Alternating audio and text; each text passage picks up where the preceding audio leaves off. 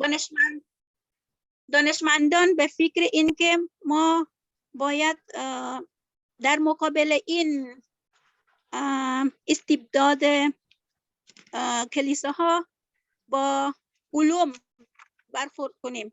یعنی در این موقع آگوستون یعنی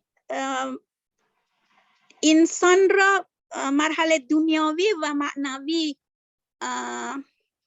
انسان شکل میگیره. یعنی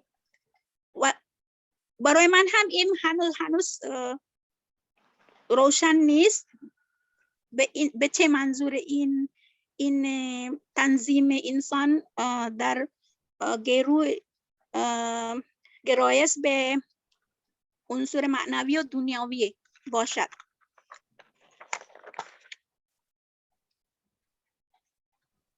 خلاصه اینه که بالاخره انسان باید یعنی کارمندان نباید ساکت باشد در مقابل قدرت های زور، تا اگر با هم باشه توی این دنیا با هم دیگه میتونه تنظیم نظام آرام داشته باشه. یعنی منظورش گروه انسان در مقابل زور هم باید داشته باشه تا هماهنگی اجتماعی پیدا بشود. به نظرم اونطوری فهمیدم در اون درسی قبل. خب توکل به خدا، ان شاءالله موفق باشید. به هر حال بخشی از حقیقت هست، ولی خب فکر می‌کنم که ترجمه کلاس کار سختیه. شما زحمتتونه. ببخشید خانم الادریس. بله. کار سختی. آقای عبدالله اگر سوالی دارن بفرمایید. Terima kasih, Bolis. Kemudian kepada Mr. Ubaid, silakan kalau ada soalan.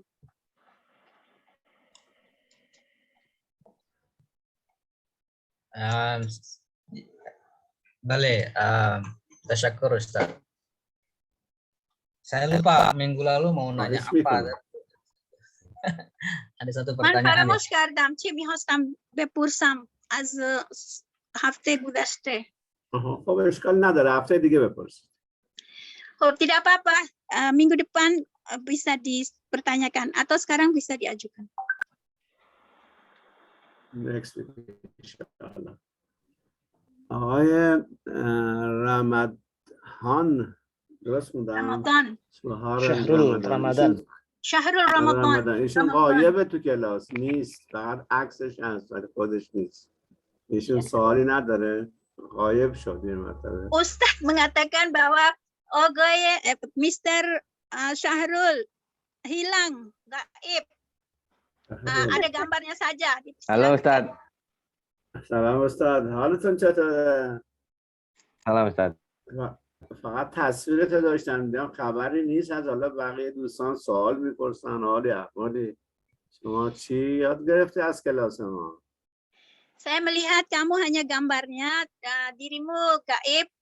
Aku ingin bertanya kepadamu, adakah kamu ingin bertanya? Ada pertanyaan untuk diajukan? Cukup dulu Bu, saya merangkai catatan. من دارم یادداشت این فعالیت داشتم. یادداشت فعالیت داشت. خیلی خوبه. اینم یک کاره، ولی تصویر نشون داد که باستانی چجوری تصویر داشت. Oh, baik, bagus kalau begitu. Kalau bisa juga buka gambar apa kameranya. Bu Seha, boleh nggak nanya ke Ustaz? Boleh aja. Ustadz man میخواستم بپرسم از خانم لیس. Iya, tadi tentang yang kedua itu dari pemikirannya Aguskom ya, Aguskom tentang pembagian kerja. Itu kenapa Agus Kom menyebutnya sebagai tahapan duniawi dan tahapan maknawi. Itu saya masih agak kurang paham maksudnya. استاد اون درباره تفکر اوگوستکون که یعنی تنظیم جهان در مورد مرحله دنیاوی و مرحله معنوی اون من هنوز نمیفهمم چیه. Karena ini Bu, mohon maaf, karena duniawi itu diidentikan dengan pemodal ya, kaum borjuis kalau dalam istilah Marx, dan kelompok buruh atau kaum proletar ini disebut dengan maknawi, seolah-olah tidak ada hubungan dengan pekerjaan duniawi gitu. Agak sulit dipahami. چون اون که دیدم گروه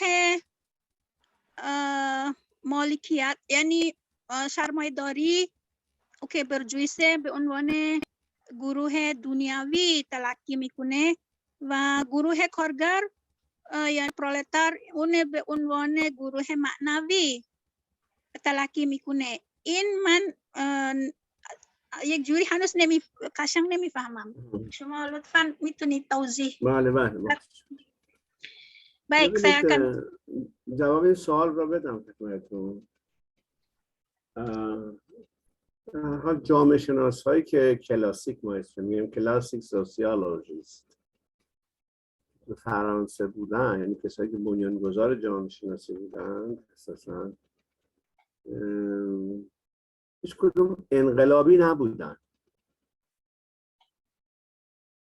خوب دقت کنید، مثلا کنت انقلابی نبوده، دورکایم انقلابی نبوده، وبر انقلابی، فقط مارکس بوده که مدعی بوده که باید نظام سرمایه‌داری عوض شد. یعنی تنها او از افکارش میشد یه چیز انقلابی بودن رو مثلا فهمید.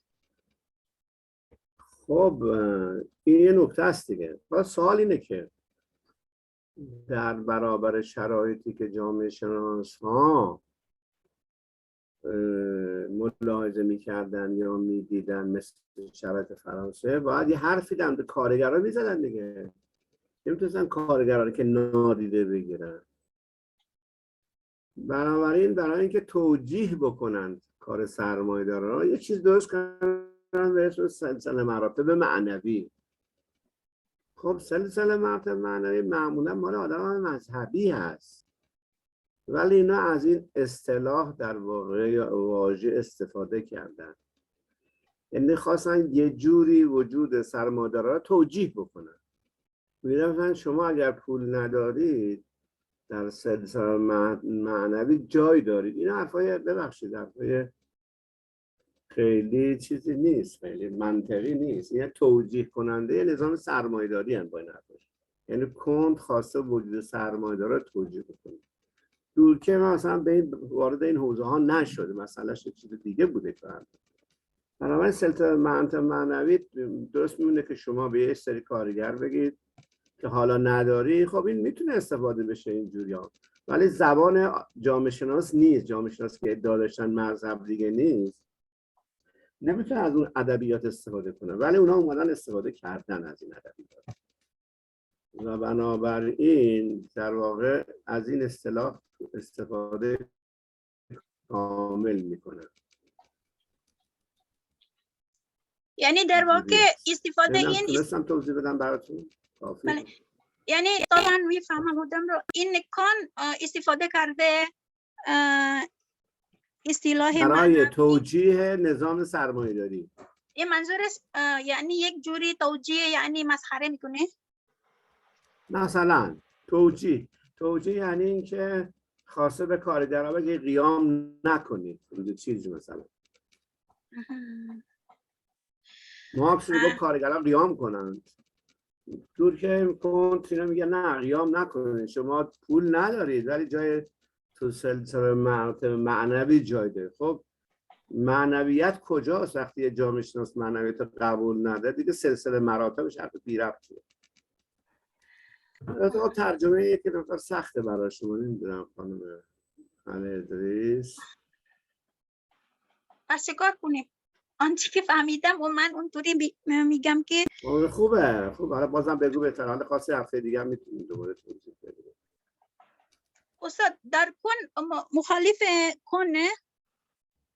بله دیگه، کی مخالف کنته؟ در کن یعنی اون فیلسوف دیگه اون که شما فرمودید در کن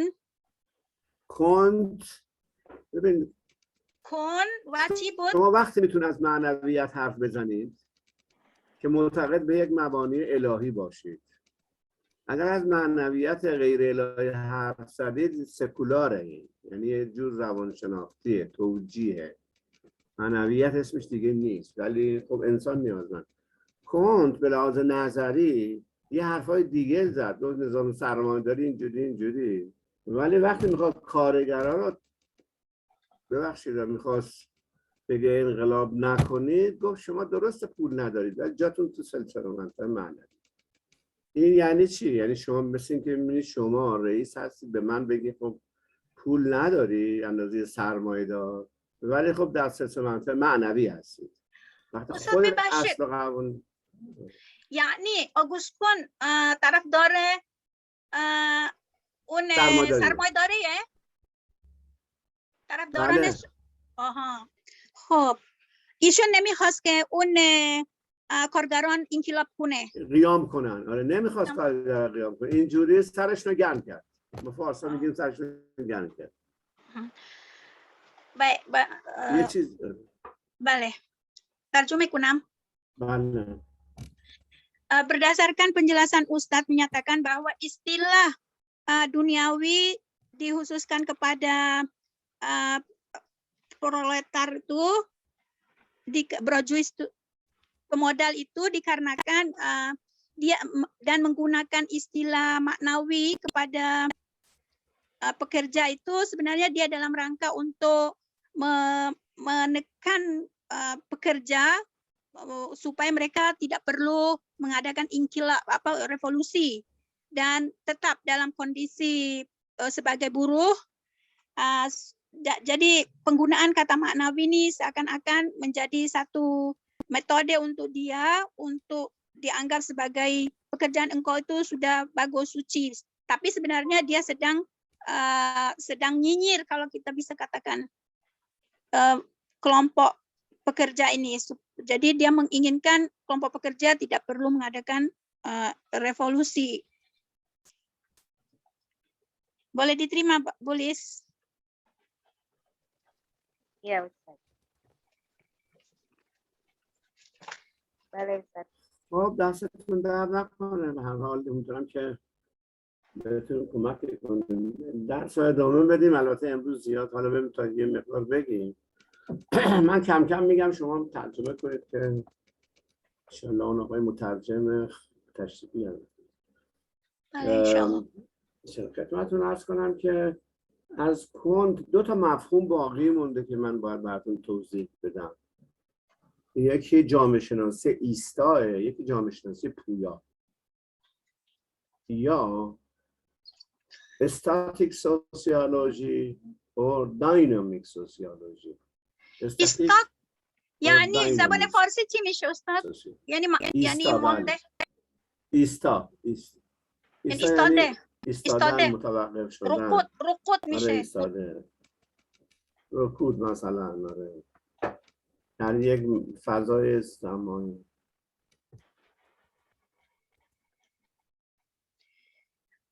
Menurut dari pandangan dynamic sociology or static sociology or dynamic sociology.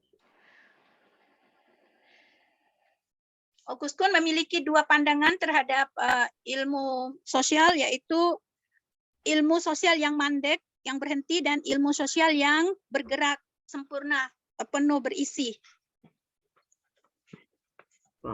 جامعه شناسی ایستا یعنی اینکه شما به عنوان نظریه پرداز یک موضوعی را در یک محدوده زمانی مطالعه کنید. یک موضوعی را در یک دوره زمانی مطالعه کنید میشه جامعه شناسی ایستا. Yang dimaksud dengan ilmu sosial yang mandek itu adalah ketika seseorang memberikan pembelajaran atau mengambil sebuah tema tentang ilmu sosial yang dalam lingkupan yang sempit. شهید مطهری به این میگه جامعه تاریخ علمی. شهید مطهری نظرش اینه که این اسمش از تاریخ علمی، ولی آقای کنت گذاشته جامعه شناسی ایستا. تاریخ علمی یعنی که ما یه موضوعی را در یه محدود زمانی، حالا این محدود زمانی میتونه اون مراحل سگانه کنت باشه یا یک محدود زمانی که شما مطالعه میکنید. فرض کنید وضع زنان در دوره قرون وسطا، وضع حکومت در کشورهای اسلامی در دوره قرون وسطا، وضع بهداشت در مصر در قرن 15. اینا همه موضوعات استاتیکه، یعنی شما وقتی مطالعه بکنید وضع بیمارستان در مصر از اروپا خیلی بهتره، ولی الان برعکس. بنابراین مطالعه موضوع در یه دوره زمانی خاص اسمش هست به زبان کنت استاتیک سوسیولوژی یا جامعه شناسی ایستا. Berdasarkan pemikiran August Kuhn menyatakan bahwa apabila kita menjelaskan atau membentangkan sebuah tema yang berkaitan dengan sejaman, satu zaman, itu dinamakan dengan sosiologi istat, ya, istat sosiologi. Jadi seperti pembahasan yang berkenaan dengan penelitian keadaan wanita di abad 18 misalnya, atau keadaan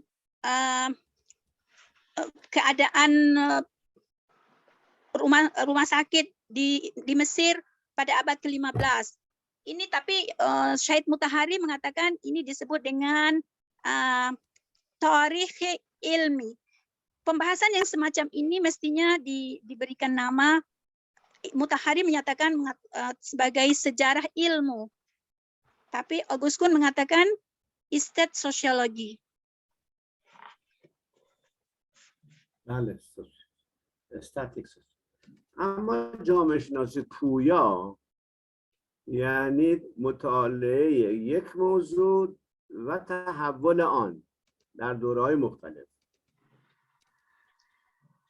Akan tetapi ilmu sosial yang kompleks itu di mana penelitian suatu tema dari berbagai masa, dari berbagai periode. شهید مطهری میگه فلسفه تاریخ. Syahid Mutahari menyatakan ilmu sosial yang puya ini atau ilmu sosial yang kompleks ini disebut sebagai falsafah sejarah. بله، فلسفه تاریخ. بنابراین شما اگر یه موضوع را از گذشته مطالعه کنید و تحولات در عصر جدید بدونید، فرق نمیکنه. مثل خانواده در گذشته چگونه بوده، حالا چه تحولی پذیرفته. این میشه جامعه شناسی پویا یا داینامیک سوسیولوژی. حالا یا بله، یا موضوع در مراحل سگانه کنت مطالعه کنید. آقا هوش در دوره ربانی چگونه بوده، در دوره اثباتی، در دوره متافیزیک چگونه بوده، در دوره اثباتی چگونه بوده، خانواده چجوری بوده، اقتصاد چگونه بوده. اینا دیگه بحث‌های متفاوت. Adapun jika pembahasannya itu berbagai-bagai dalam sepanjang sejarah, dilihat daripada perkembangannya sepanjang sejarah, seperti pembahasan tentang yang dibentangkan oleh August Kuhn dalam tiga periode perkembangan manusia, itu semua disebut dengan sosial yang kompleks, ilmu sosial yang kompleks. Som ci guftit un در انگلیسی سوشیال چی بود؟ جامعه شناسی پویا اور داینامیک سوسیولوژی dynamic sociology. اور یا ما تو فارسی زبان میگیم پویا، جامعه شناسی ایستا، جامعه شناسی پویا. Okay. Yes. Pas kita ada dua, dynamic sociology dengan statis sociology.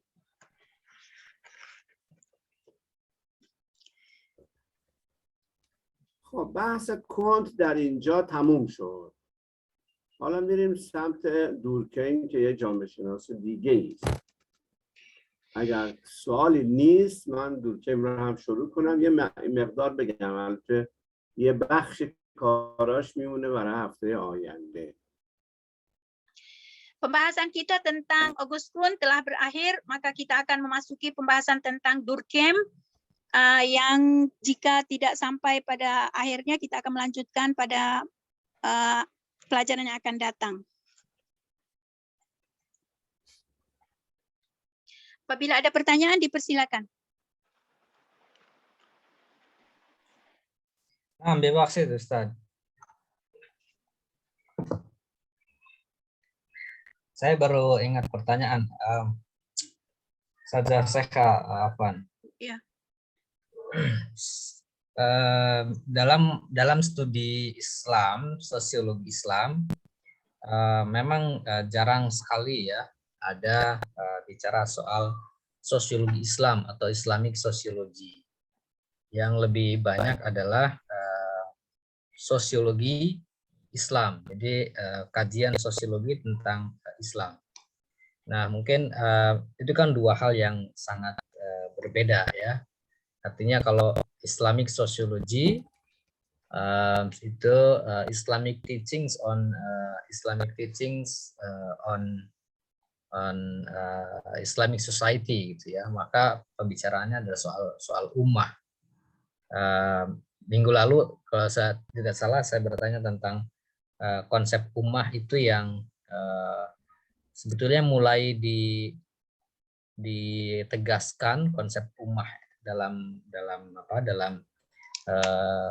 sosiologi Islam itu kalau tidak salah adalah sejak Khalifah Umar ya, Umar bin Khattab. Nah kalau sekarang itu kalau bicara Islamic Sociology itu temanya apa atau mungkin kata kuncinya apa ya? Misalkan bagaimana Islamic Syariah itu disebut sebagai Syariah law ya, Islamic Syariah Islam ditinjau dari Islamic Sociology, sosiologi yang Islam. Jadi kalau bicara Islamic Sociology itu sekarang dalam konteks sekarang itu apa kata kuncinya gitu? Apakah Syariah Islam itu sebagai sebagai objek ataupun sebagai subjek daripada ini contoh ya Syariah Islam dari perspektif ya sosiologi Islam, Islamic Sociology. Itu saja. Oke. من یادم هست سوالی که بود در درس گذشته که من هم مطرح کرده بودم، اون امروز می‌خواستم بپرسم که بین سوسیولوژی اسلام با اسلامیک سوسیولوژی اون دو تا نقطه فرق دارد، یعنی با هم دیگه فرق دارد. ما اون موقعی که میگیم سوسیولوژی اسلام به چه چیزی محور بحثش، یعنی کلید، یعنی کلمه کلیدیش چیه؟ شریعت یا چیه؟ شریعت اسلامه؟ اونطوری میخواستم بپرسم، چون در این مباحث هم مطرح شده که یعنی صحابه عمر بن خطاب هم ایشون هم به عنوان در این هم صحبت، یعنی به عنوان خلیفه یعنی تنظیم جامعه هم بوده دیگه. بله. ببینید پاسخ بدم. بله. ببینید دو تا مفهوم استفاده کردیم. بله. یکی جامعه شناسی اسلامه، یکی اسلامیک سوسیال، یعنی جامعه شناسی اسلام. جامعه شناسی اسلام یعنی یا عبارت هست شرایطی که شرایط اقتصادی، اجتماعی و تاریخی که اسلام ظهور کرده. خوب دقت کنید. شرایط اجتماعی که اسلام ظهور کرده یعنی شرایط اقتصادی، شرایط فرهنگی، شرایط مدیریتی، شرایط سیاسی. مثلا وقتی اسلام ظهور کرده تو چه شرایطی ظهور کرده؟ یعنی مکه چه جور شهری بوده؟ به حساب چون میدونین که کشورهای عربی از قدیم الایام همیشه زیر سلطه دو تا ابرقدرت بودن، یا ابرقدرت شرق یا ابرقدرت غرب. هیچ وقت نمیتونستن مستقل باشن بلاد سیاسی. این شرق در گذشته روم بوده، الان اروپا و آمریکاست. غرب شرق هم تو دنیای ما ایران که از کشورهای قدرتمند جهان و روز بوده. عربا اساسا دولت مستقل نداشتن. این شرایط سیاسیشون بوده. شاید اعتقادیشون چه چیزی بوده؟ بت پرست بودن. در بهترین صورت بعضیا حنیف بودن، مثلا دین حنیف یعنی بت پرست نبود. شاید طبقاتیشون مسئله است دیگه. من هم توی یکی از کتاب دکتر شریفی دیدم تحلیل اجتماعی کرده بود ظهور اسلام رو، ولی الان یادم نیست آیا تو کتاب حجش بود یا کتاب دیگه. به هر حال برگردیم به اصل مسئله. وقتی شما میفرمایید جامعه شناسی اسلام، یعنی اسلام در چه شرایطی، در چه ظرف زمانی، مکانی، اقتصادی وحی شده بر پیامبر. این خیلی مهمه، چون این جامعه قبیله‌ای بوده، بعد چه تأثیراتی رو جامعه داره. خیلی بحثای این تیپی داره. ولی جامعه شناسی اسلامی یعنی که ما اسلام به لحاظ یک دین، از منظر یک دین و متونی که داره به سوالهای اساسی جامعه شناسی چگونه جواب داده.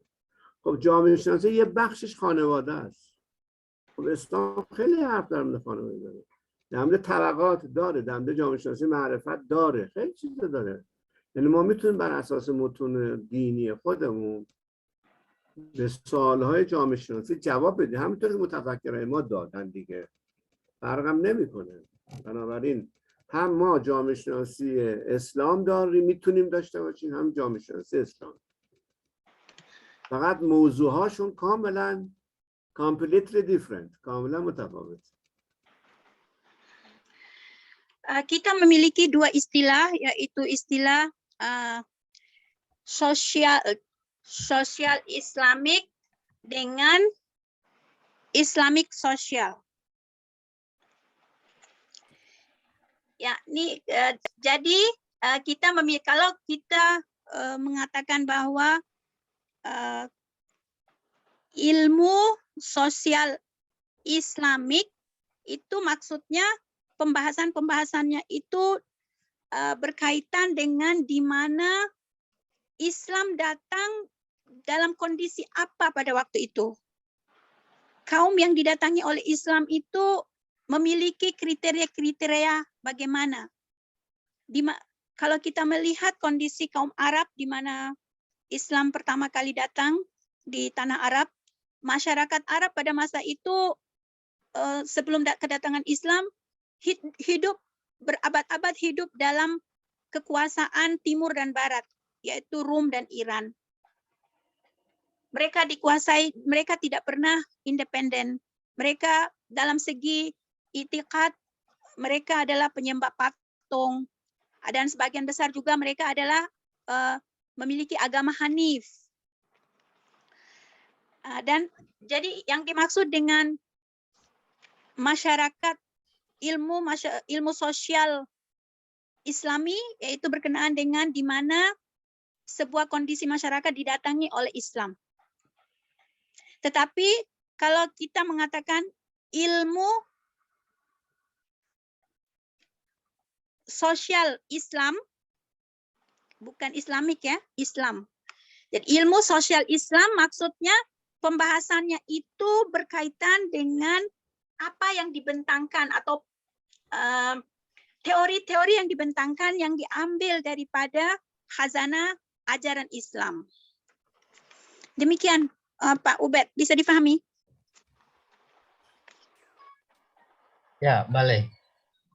Syukran. Syukran Ustaz. Ini kalau selanjutnya mungkin kalau yang pemikir Islam, sosiolog yang kontemporer, mungkin di timur ya, dalam hal ini di Persian, di Iran itu siapa Ustaz? Dari Ati. Bale un سوال بعدی ایشون پس چه کسی دانشمندان جامعه شناسی اسلام باشه، معروف باشه در این زمان معاصر؟ توی جامعه شناسی مسلمان در واقع یا جامعه شناسی اسلام. بله. من از متفکران بزرگی که دیدم شریعتی رو متفکر خیلی خوب میدونم، مطهری همینجور، شهید صدر همینجوری، العطاس هم میتونیم یه جوری بپذیریم، حالا دیگران ممکنه باشه من نشناسم. Yang saya lihat para ilmuwan Islam ini adalah ilmuwan Islam, ilmuwan sosial Islam ini seperti yang paling besar kontemporer punya ya, yaitu Ali Syariati, Mutahari,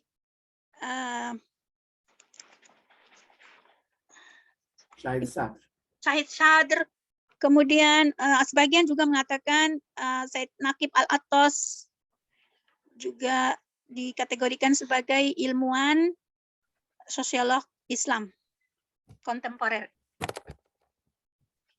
البته در متونی که امام خمینی و آیت الله خامنه‌ای داره میتونیم نگاه جامعه شناختیشون رو نگاه به دست بیاریم. اونا هم این نگاه رو دارن. Namun yang pasti juga dari kita melihat pembahasan kedua tokoh yang saya ingin katakan ini, yaitu Said Ali Khamenei dengan Imam Khomeini juga sangat relevan untuk dikatakan sebagai ilmuwan sosiolog Islam kontemporer.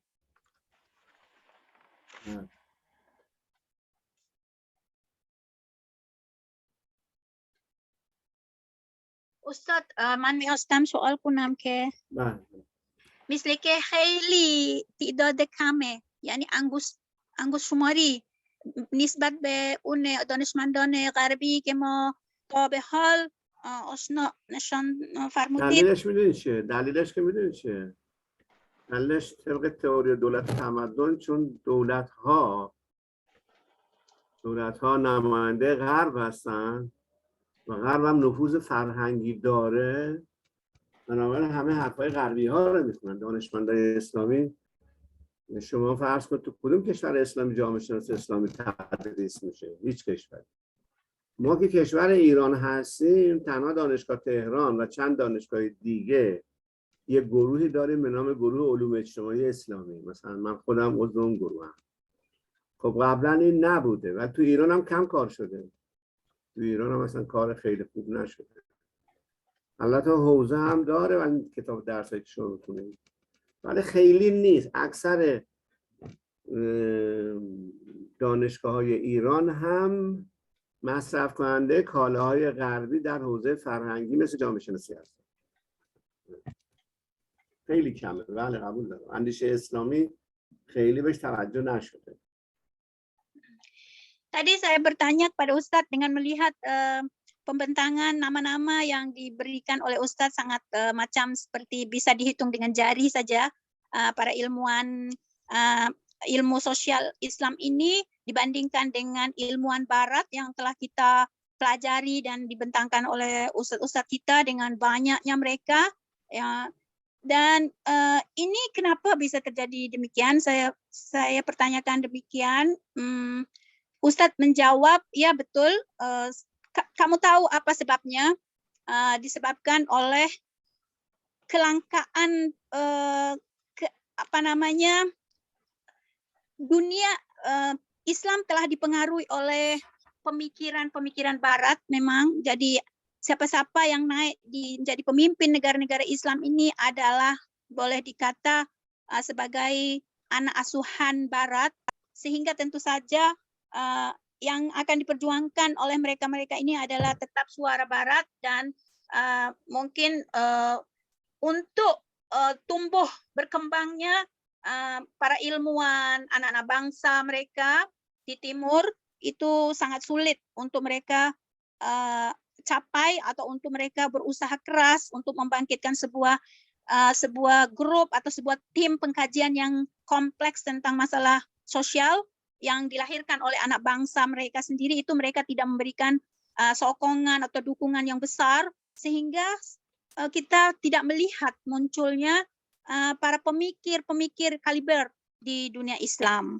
Hanya Iran baru-baru ini juga, bahkan di Iran pun masih banyak lagi kecenderungan terhadap pemikiran Barat ini, sama dengan penggunaan barang-barang makanan yang kita geranjingan dengan produk-produk dunia lain tanpa memperhatikan kemahiran atau kemampuan yang ada pada kita sendiri. Di Iran sudah ada kelompok ini, yaitu kelompok pengkajian ilmu sosial, dan diharapkan bisa melahirkan tokoh-tokoh besar juga, insya Allah. خب اگر سوالی نیست من که شروع کنم یه چند جمله بگم و شما رو بپرسید. Kalau tidak ada pertanyaan, kalau ada pertanyaan dipersilakan.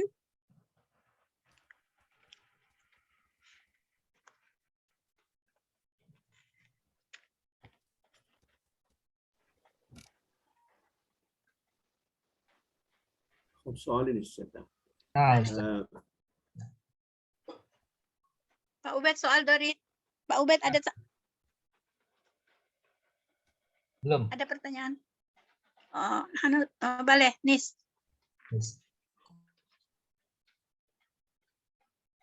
عابد سوال داشت؟ Ana. نداشت.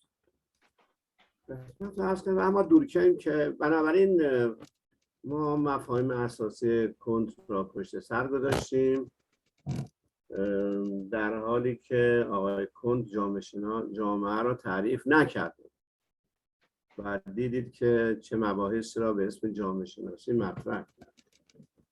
دورکهیم در سال 1858 متولد شد و 1917 هم فوت کرده، یعنی مرده دیگه. Kita akan memasuki pembahasan tentang Durkheim.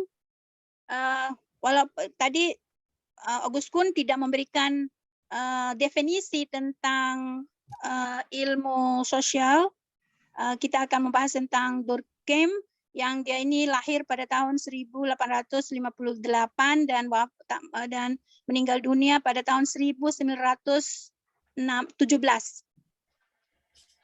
بله، البته دورکهیم یکی از تاثیرگذارترین جامعه شناس‌ها شناخته شده که در تفکر جامعه شناختی تاثیر زیادی داشته.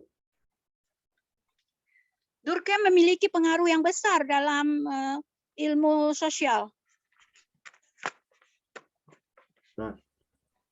حتما مستحضرید، میدونید که دورکهیم در یک خانواده یهودی به دنیا اومده. رشتهش هم حقوق و فلسفه اثباتی خونده. تو دانشگاه هم که میرفته فلسفه اثباتی درس میداده.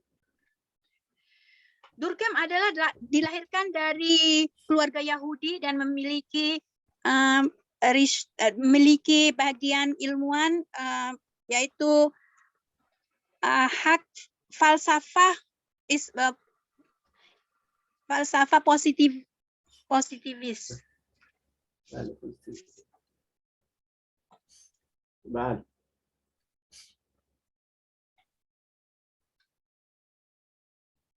خب فکر میکنم که دورکهیم یه انتقاداتی به کنت داره. در واقع عنوانش هست انتقادات دورکهیم بر کنت. اولین انتقادی که دورکهیم به کنت داره اینه که روش کنت استدلالیه نه استقرایی. خیلی مهمه. روشش استدلالی است نه استقرایی. فراموش کردم اون استقرای انگلیسیش چی بود؟ استقرایی ما میگیم قیاسی. استقرایی یعنی از جزء به کل رفتن دیگه. الان به یادم نیست متاسفانه. استقرایی یه لحظه اگر صبر کنید. استقرایی یه چند لحظه صبر کنید.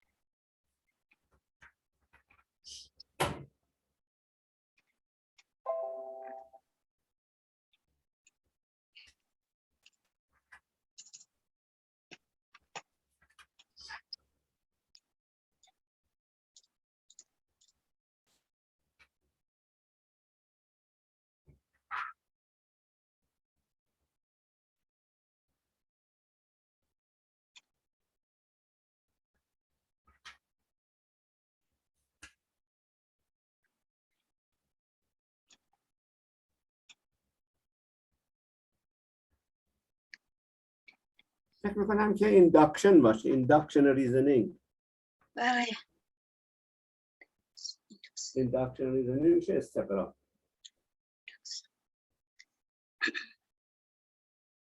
استقرایی یعنی اینداکشن. اینداکشن اینداکتیو ریزنینگ هم میشه.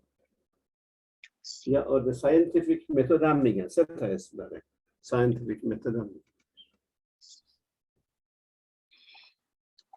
Durkheim memiliki kritikan kepada Augustine, yaitu salah satu daripada kritikan dia tentang masalah metode, di mana Durkheim mengatakan bahwa metode kamu itu adalah metode istidlali, bukan istiqra'i, bukan induksi. Istidlal چی میشه؟ استدلالی ریزنینگ. استدلالی یعنی ریزنینگ. اون ساینتیفیک متد میشه نان ساینتیفیک متد. Metode kamu tidak rasional dan bukan metode yang rasional. Induction هست و deduction. deduction احتمالاً هست. استدلالی.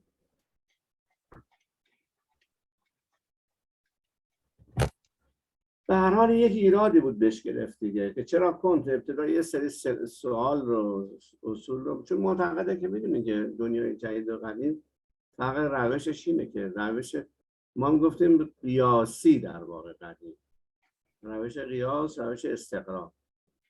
قیاس همون دیداکشنه. استقرا اینداکشنه. فرقشونه دیداکشن. این ایرادی که میگه کنت یه نکته دومی که میگه کنت قادر نبود پدیده اجتماعی را به عنوان شی مطالعه کنه.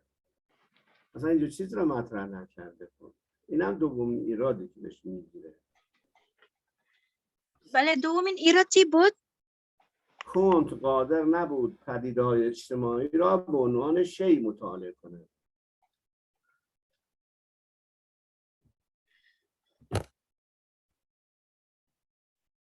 پدیده‌های اجتماعی به عنوان شیء شیء. یعنی چیز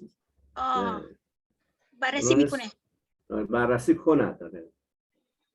این اراده از آگوستکون.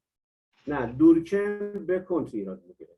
بله. دورکیم میگه که ایراد کنت این بود که نتونست پدیده اجتماعی رو به عنوان شیء یعنی something چیزی به عنوان چیزی مطالعه کنه.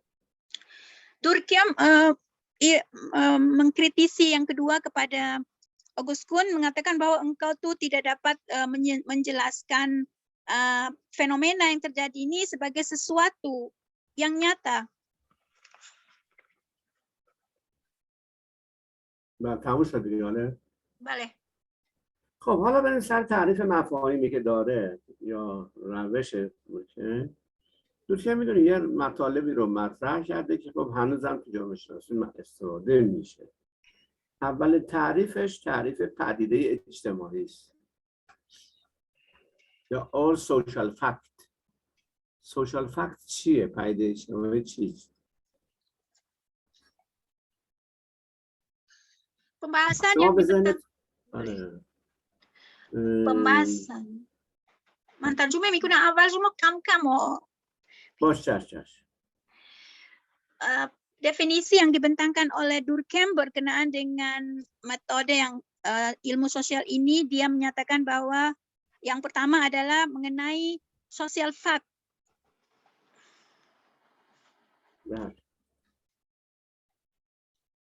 خب حالا سوشال فکت چیه؟ به نظر شما سوشال فکت چیه؟ Menurut kalian apa? Semua soal mikuni? نه این سوال از دانشجویان. به نظر شما سوشال فکت چیه؟ Apa yang dimaksud dengan yang kamu ketahui tentang social fact ini apa? Silakan. Fakta-fakta sosial ya Bu ya? Iya.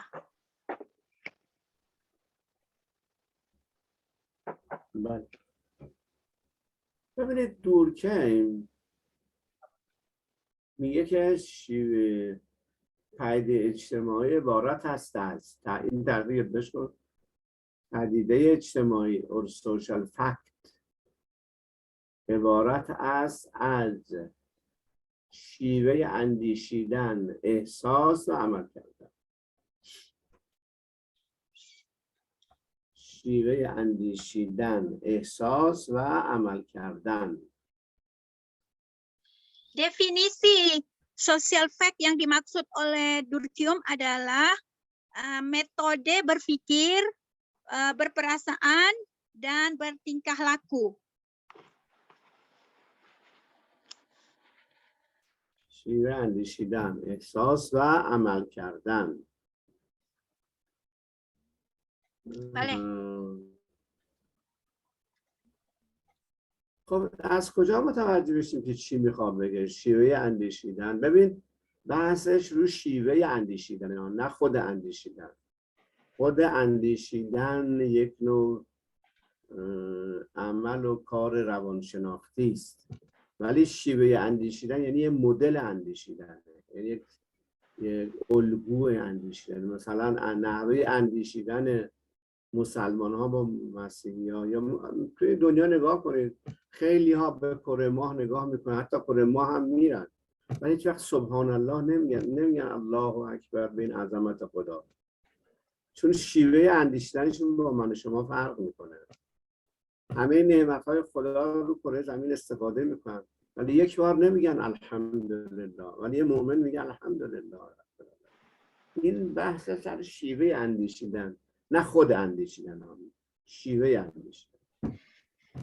Yang dimaksud dengan metode berpikir ini sebab ada lain maknanya dengan apa yang difikirkan dengan bagaimana cara berpikir.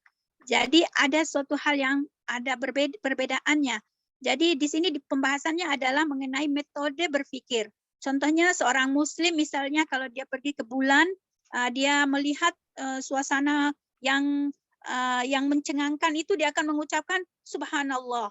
Tetapi orang-orang yang tidak memiliki cara pemikiran ketuhanan seperti itu, dia tidak memberikan respect atau tidak akan menggumamkan sesuatu hal tentang kebesaran Allah. Ini dinamakan cara berpikir.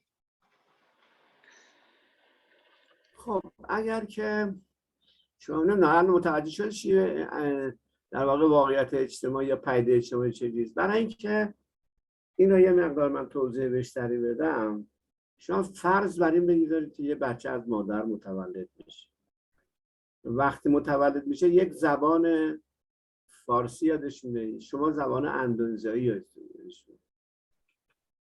بنابراین شیوه اندیشیدن در چه شکل خودش نشون میده؟ در شکل عرف، در شکل قواعد حقوقی، در شکل سنت‌های اجتماعی خودش نشون میده، در قالب زبان خودش نشون میده، در قالب گفتار خودش نشون میده. این تبلور اندیشی، شیوه اندیشیدن بر اساس اون چیزی که دورکهیم میگه، چون رشتهش حقوق بوده، در فرم‌های حقوقی ظهور پیدا میکنه.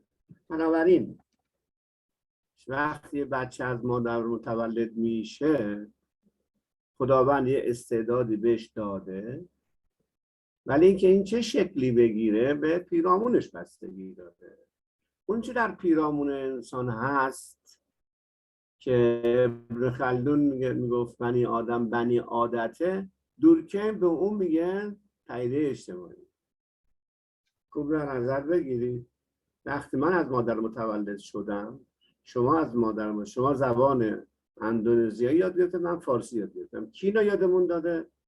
مادر یا پدر، خانواده. بنابراین در قالب اینجا ما خیلی شعر میخونیم، شما همینطور، فرق نمیکنه. بنابراین من با این ادبیات بزرگ شدم، شما با یه ادبیات دیگه بزرگ شدید. اون که عربه یه جور دیگه است، اون که انگلیسی آمریکایی یه جور دیگه بزرگ شد. شیوه اندیشیدن متفاوته. بنابراین شکلش چجوریه، چجوری میشه لمسش کرد اون رو دید؟ همونطوری که براتون گفتم، شیوه اندیشیدن در قالب قواعد حقوقی اجتماعی و سنت ها در اجتماع ظهور پیدا میکنه. Yang dimaksud oleh Durkheim mengenai fenomena sosial ini sama dengan seperti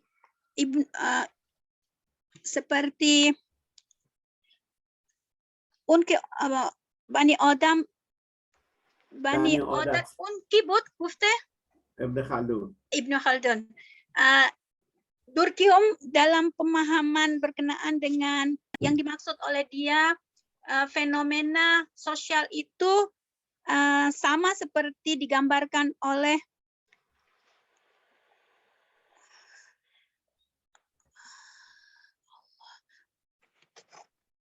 yaitu di mana seseorang memiliki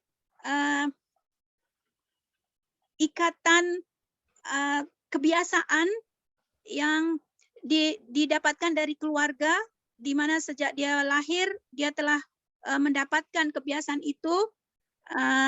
Jadi itulah yang disebut dengan fenomena sosial yang akan tampak di arena uruf masyarakat.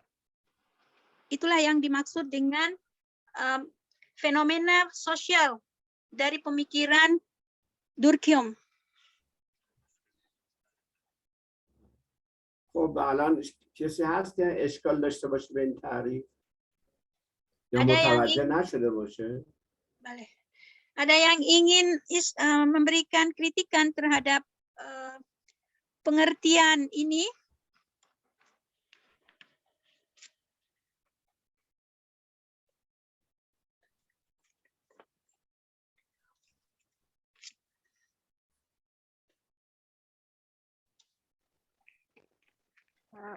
Bertanya ya Bu Sehat.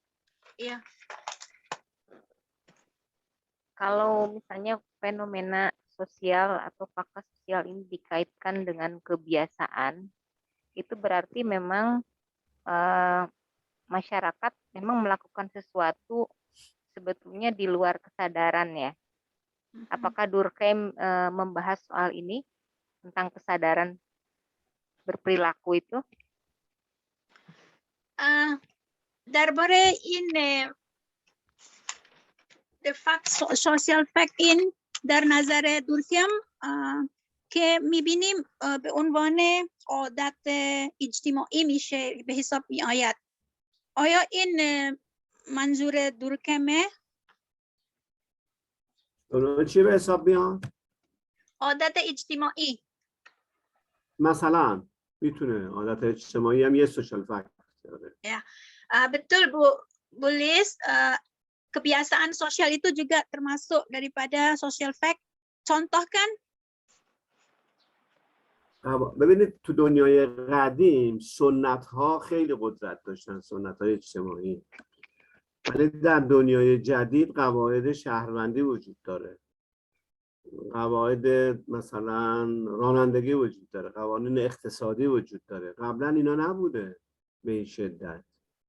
سنت های اقتصادی بوده، سنت های خیلی چیزهای ساده ای بوده، ولی سنت های اجتماعی بوده. مثلا طرف از قوم خودش، قبیله خودش طرفداری میکرده و آداب و رسومش انجام میداده، حتی غلط هم بود انجام میداده دیگه.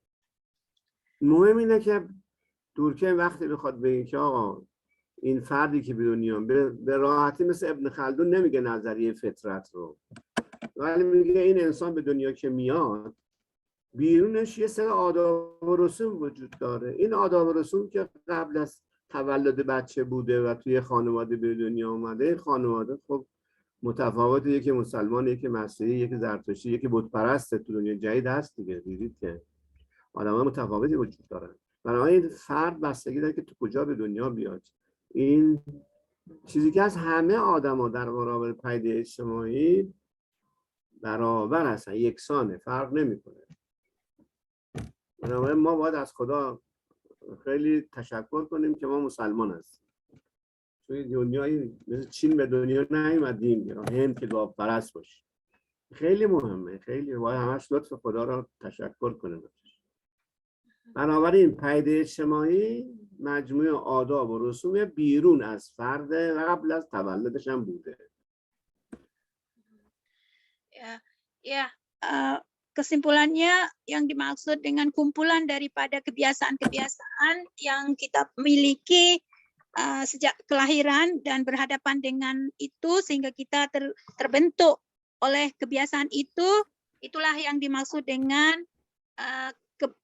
social fact. Jadi manusia ini kan semua terlahir dengan demikian. Oleh itu juga kita tapi dia tidak mengatakan secara langsung sebagai fitrat seperti Ibnu Khaldun mengatakan ini adalah kondisi fitrat, kebiasaan yang sudah ada kebiasaan fitrat, tapi Durkheim mengatakan ini adalah social fact di mana setiap manusia memiliki keperbagaian kondisi ini dan kita bersyukur dilahirkan sebagai kaum muslimin memiliki kebiasaan yang mengenal kepada Tuhan. Ini juga sebagai fakta daripada social fact.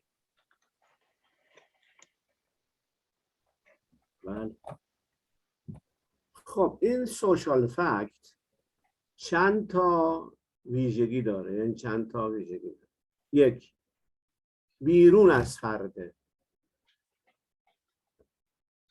یعنی ابتدایی که بچه به دنیا میاد درونیش که نشده که بعداً درونیش میشه، ولی ابتدایی هم بیرون از فرده. دوم، جبریه، یعنی همه آدما در مقابل پدیده اجتماعی قرار میگیرن، فرق نمیکنه کجا باشه.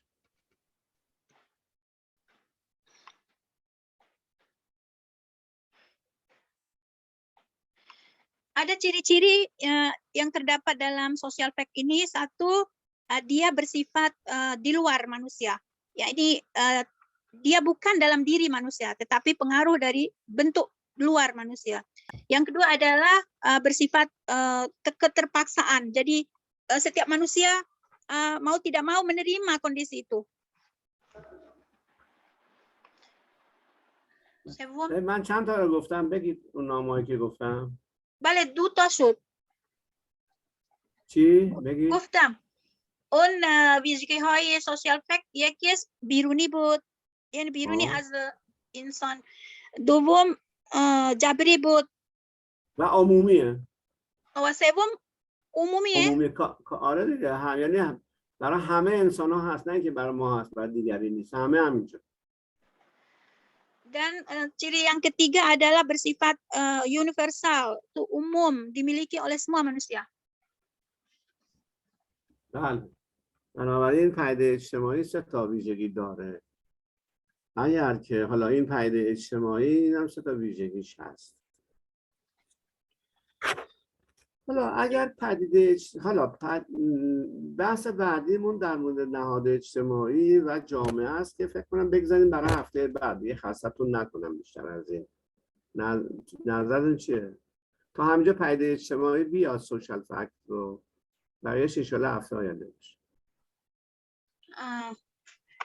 اگر سوالی دارید من هستم خدمت. Jika ada pertanyaan dipersilakan. Kita telah membahas tentang ciri-ciri 3 social fact yang kita akan bicarakan nanti insyaallah pertumbuhan dalam masyarakat.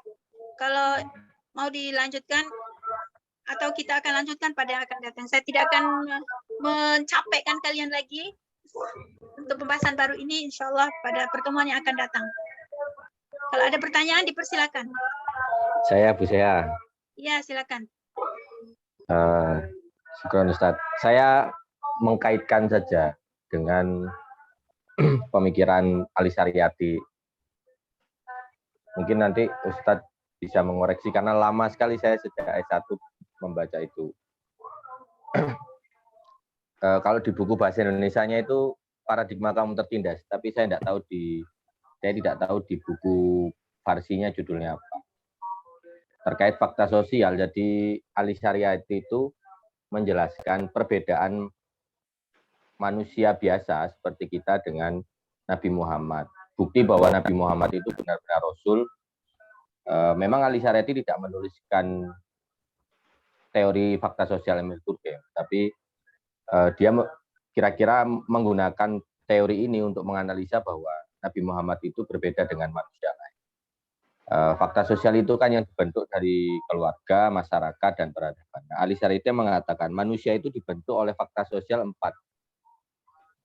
Keluarga, peradaban, sekolah, pendidikan, dan masyarakat. Nah, itu manusia biasa. Nah, Nabi Muhammad bukti bahwa beliau ini adalah Rasul, bukan seperti manusia biasa itu. Pertama madrasah, dia tidak sekolah dan simbolnya ummi, tidak bisa membaca. Sehingga Nabi Muhammad tidak dipengaruhi oleh pendidikan apapun. Keluarga, Nabi Muhammad tidak dipengaruhi oleh orang tuanya karena meninggal. Sebelum melahirkan, bapaknya meninggal, setelah melahirkan, ibunya meninggal. Yang ketiga, peradaban. Ketika itu Romawi dan Persia itu mempengaruhi peradaban. Tapi Nabi Muhammad itu sejak kecil sudah dilarikan ke desa, disusui oleh ibu susunya, yang itu di desa yang tidak dipengaruhi peradaban. Yang ketiga, masyarakat. Sama seperti peradaban, Nabi Muhammad itu kecil langsung tidak dipengaruhi oleh masyarakat Mekah, tapi dilarikan ke ibu persusuan itu sejak kecil. Sehingga dengan pendekatan fakta sosial ini, Nabi Muhammad menurut Ali Syariati itu berbeda dengan manusia biasa, dan itu menjadi bukti bahwa Nabi Muhammad itu Rasul. Nah, ini saya hanya menyambungkan saja menjadi diskusi bersama. Terima kasih. Okay. برای این به عنوان یعنی ادامه فکر این سوشال فکت که اون که من خواندم در کتاب علی شریعتی در ترجمه شده در زبان اندونزی، نمیدونم در زبان فارسی چی موضوعش، یعنی درباره این علی شریعتی هم توش اشاره کرده، یعنی سوشال فکت این ولی ایشون به عنوان یک نظریه سوشال فکت مطرح نمیکنه، ولی از این استفاده میکنه که نگاه میکنه، یعنی میسنجش بین انسان عادی و پیامبر محمد صلی الله علیه و سلم، یعنی به عنوان ایشون به عنوان نبی، یعنی رسول خدا، چون ویژگی هایی که در سوشال فکت اون دیده نمیشه نسبت به یعنی شخصیت پیامبر. علی شریعتی در 4 یعنی چهار اساس سوشال فکت شکل میگیره برای یک انسان، از مدرسه، از خانوادهش، بعد از یعنی تمدن و از خود اجتماعیش. این از همه برای پیامبر هیچ تأثیری برای پیامبر به این نشان میدهد که این پیامبر خالص از تربیت خداوند بود. ایشون این میخواست مطرح کنه. درسته استاد؟ بله. و خدمتتون هستم، ما در مورد نقد این دیدگاه دورکیم خب جلسه، حالا ایشون گفت یه مطلبی رو من هم بگم. ببینید سوشال فکت یعنی همه آداب و رسوم. خب ولی سوال اصلی اینه که دورکیم معتقده که همه اینا منشأ اجتماعی داره، ولی ایراد من به اینه که همه سوشال فکت ها منشأ زمینی یا اجتماعی نداره. درست مثل این که ما چگونه وضو بگیریم، این که اجتماعی نیست، که خدا به ما یاد داده. این که ما به طرف قبله نماز بخونیم خدا یاد داده. بنابراین ما تو بحث انتقاداتی که داریم اینا مطرح میکنیم، میخواستیم بکنیم هفته دیگه که حالا ایشون توضیح داد. اون چیزی که شریعتی توضیح داده در مورد تأثیر عوامل اجتماعی هست بر یا شرایط اجتماعی ظهور اسلام را بیان کرده. با سوشال فکت یعنی کمی متفاوته. Ya, apa yang dibentangkan oleh Mr. Syahrul itu sebagai dalam rangka mengkritisi kembali berkenaan dengan klaim Durkheim yang menyatakan bahwa social fact ini ditimbulkan oleh masyarakat itu sendiri. Padahal kita melihatnya tidak demikian. Bukankah masalah seperti kita berkenaan dengan kebiasaan kita mengambil wudhu, itu kan kita tidak mengambilnya daripada masyarakat. Itu adalah taklim atau pembelajaran daripada agama. Jadi insya Allah pada masa yang akan datang juga kita akan lebih jauh membahas tentang tentang kritikan-kritikan pandangan Durkheim mengenai fakta sosial ini yang juga sudah Mr. Ramadan telah mengutarakan. Itu juga kita dapat ulas kembali dari pemikiran Ali Syariati. Ya. حالا ما تا اینجا فقط پدیده اجتماع رو بحث، جلسه بعد ادامه میدیم، چون بحث مفصل و سنگینیه میذاریم برای هفته بعد که نظریات دورکیم رو هم اینجا بگیم. من فعلا تا همینجا کفایت میکنه. اینجا ساعت هم تموم شد، ما به کار دیگه هم داریم. بنابراین فعلا تا اینجا. تنها از دورکیم ما فقط سوشال فکت رو تعریف کردیم، هنوز انتقاداتش هم نگفتیم. ان شاءالله هفته آینده توضیح بدیم. Pada kesempatan ini berhubung waktu pun sudah sempit, kita sampai di sini saja pembahasan tentang fenomena atau social fact yang diutarakan oleh Durkheim. Walaupun pembahasannya masih ada lagi, kita akan masuk pada kritikan-kritikan bagi teori ini pada masa yang akan datang, insyaallah. insyaallah. در ماه رمضان هم ما رو دعا کنید. دعای خیر خودتون ما رو فراموش نکنید. همچنین استاد ماهارا هم دعا بفرمایید. حتما دعاگوتون هستم. حتما ما رو دعا کنید عاقبتمون به خیر بشه انشالله. الهی امین. خب رمضان ممنون استاد. خیلی ممنون استاد. خواهش میکنم سلامت باشید، در پناه حق باشید. التماس خیلی ممنون دعا استاد. سحرهای ماه مبارک رمضان. insyaallah mutajid minta doa pada ustaz. انشالله. Amin. خدا حافظ. Minna minkum ya mana wasyamu. خدا حافظ. خدا نگهدار. خدا حافظ. خدا حافظ. هفته آینده.